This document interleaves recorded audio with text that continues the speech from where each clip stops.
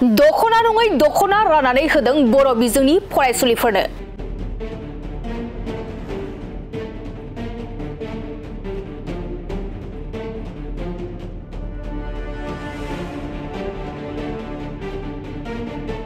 आसामनि सोलोंथाइ बिफाननि बेसेन नाङै इउनिफर्म दखना होनाया गेना गोरोन्थि सोमजिदों। जि माने दखनानि महराव जि माने जिखौ जोंनो हरदों बे आसलते गुबै दखनानि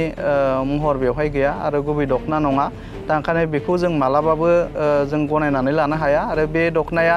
माने जोंनि फरायसुलिफ्रा गानजानाय मोनसे दखनाबो नङा। गंफ्रोमबो फरायसालियाव बर' बिजोंनि फरायसुलिफोरनो राननानै होनाय फरायसाफोरनि इउनिफर्म दखनाखौ मोजां थाखोनि राननानै होयैखौ सोंखारिदों एबसुआ। दा ओंखायनो जोङो समग्र शिक्षा अभियाननि जोंहा मिशन डाइरेक्टर ओम प्रकाश बिथांखौ जोङो गोख्रों रावजों जोङो खावलायगोन जे बे नैबे जि दैथायनाय दखना नङि जि मोनसे सि बेखौ बिथांमोना लांफिननांगौ आरो बिनि जायगायाव गोदानै जोंनो जायफोर माने गुबै जोंनि दखना बे दखनाखौ बिथांमोना दैथायनांगौ आरो बिनि गेजेरजों जेन जोंनि फरायसाफोरा माने सरकारा हरनाय बेसेन नाङै माने जि माने इउनिफर्म बेखौ मोननायनि जि मोनसे राइट्स बा अधिकार बेखौ माने अधिकारखौ मोनफुंनो थाखाय बिथांमोना खामानि मावनांगौ। फरायसालिफोरनो सरकारनिफ्राय बेसेन नाङै गंफ्रोमबो फरायसालिनि बर' बिजोंनि इउनिफर्म दखना राननानै होनाय बर'नि गुबै दखना नङैखौ लानानै गोख्रों रावजों सोंखारिदों। तामुलपुर जिल्ला दुलाराय बर' फरायसा आफादजों लोगोसे गरेस्वर दखना दुलाराय बर' फरायसा आफाद, महरिपारा दखना दुलाराय बर' फरायसा आफाद आरो सुख्लाय सेरफां दखना दुलाराय बर' फरायसा आफादा दिनै नावकाटा मिलन जौसिन गेजेर फरायसालि, उत्तर बेतना जौसिन गेजेर फरायसालि आरो गरेस्वर जौसिन गेजेर फरायसालियाव नायगिदिंनानै गोख्रों रावजों सोंखारियो।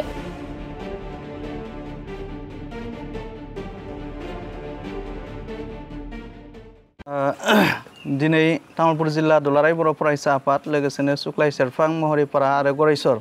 दखरा जोङो जथायै जोंनि जिल्लानि सिङाव थानाय माखासे गोजौ फरायसालि बा जौसिन फरायसालिफ्राव जोङो हाबदों। दा बे हाबनायनि गुबै थांखिया जाबाय दा गोदानै बेसेन नाङै जिखिनि माने इउनिफर्म दिनै सरकारा रानगासिनो दङ। दा बे राननायखौ जोङो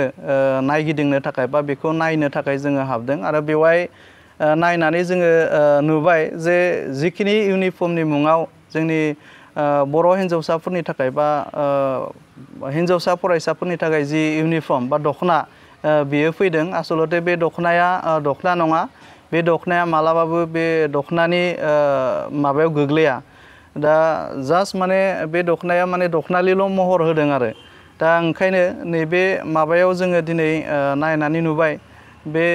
इउनिफर्मा मालाबाबो बे गानथावना नङा आरो फरायसाफोरजों जोङो सावरायनानै मोनथिबाय जे बेयो मालाबाबो बाहायजाथावना नङा। दा ओंखायनो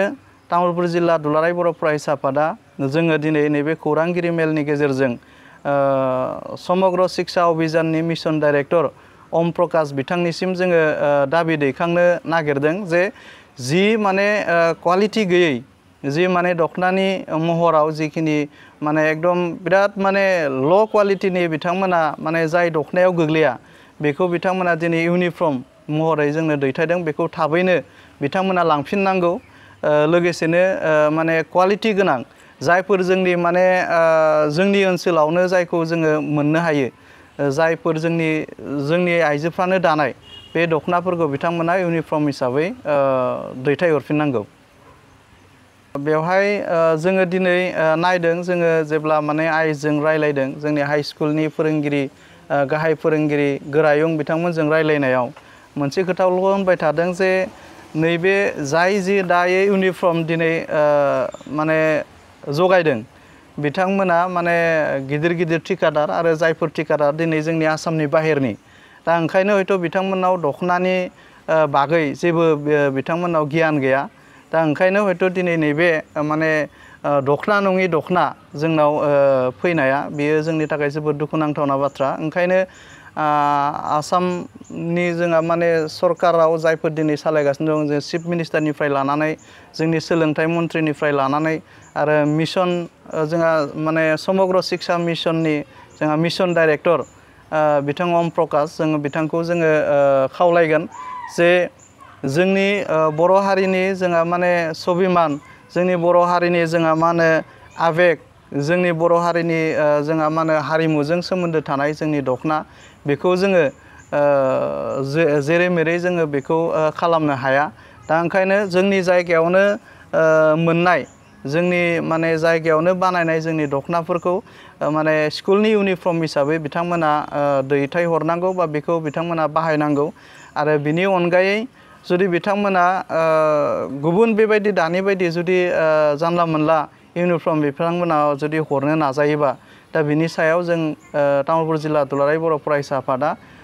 बिनि सायाव जोङो गोख्रों राहा लानो थाखाय बा बिनि सायाव जोङो बिनि एगेन्स्टआव बिनि हेंथायै जोङो हाबाफारि लानो थाखाय जों अरायबो साखाफारा जानानै दङ। जोङो दिनै तामुलपुर जिल्ला एबसु हिसाबै जोंनि जिल्लायाव थानाय दख'राफोरखौ लानानै गासै जोङो नावकाटा मिलन जौसिन फरायसालि आरो उत्तर बेतना जौसिन फरायसालि लोगोसेनो गरेस्वर जौसिन फरायसालि बे फरायसालिफ्राव जों प्रेक्टिकेल जोङो हाबदों आरो हाबनानै जोङो दखनानि जि महर बेखौ जोङो नायदों आरो बिनि अनगायैबो जोंहा मा होनो तामुलपुर जिल्लानि सिङाव थानाय मोनफ्रोमबो फरायसालियाव जोंनि दख'रानि बिबानगिरि बिथांमोना हाबनानै खबर लादों आरो बेनिफ्राय जोङो मोनथिबाय जे जि माने दख'नानि महराव जि माने जिखौ जोंनो हरदों बे आसलते गुबै दख'नानि महर बेवहाय गैया आरो गुबै दख'ना नङा दा ओंखायनो बेखौ जों मालाबाबो जों गनायनानै लानो हाया आरो बे दख'नाया माने जोंनि फरायसुलिफ्रा गानजानाय मोनसे दख'नाबो नङा दा ओंखायनो जोङो समग्र शिक्षा अभियाननि जोंहा मिशन डाइरेक्टर ओम प्रकाश बिथांखौ जोङो गोख्रों रावजों जोङो खावलायगोन जे बे नैबे जि दैथायनाय दख'ना नङि जि मोनसे सि बेखौ बिथांमोना लांफिननांगौ आरो बिनि जायगायाव गोदानै जोंनो जायफोर माने गुबै जोंनि दख'ना बे दख'नाखौ बिथांमोना दैथायनांगौ आरो बिनि गेजेरजों जेन जोंनि फरायसाफोरा माने सरकारा हरनाय बेसेन नाङै माने जि माने इउनिफर्म बेखौ मोननायनि जि मोनसे राइट्स बा अधिकार बेखौ माने अधिकारखौ मोनफुंनो थाखाय बिथांमोना खामानि मावनांगौ।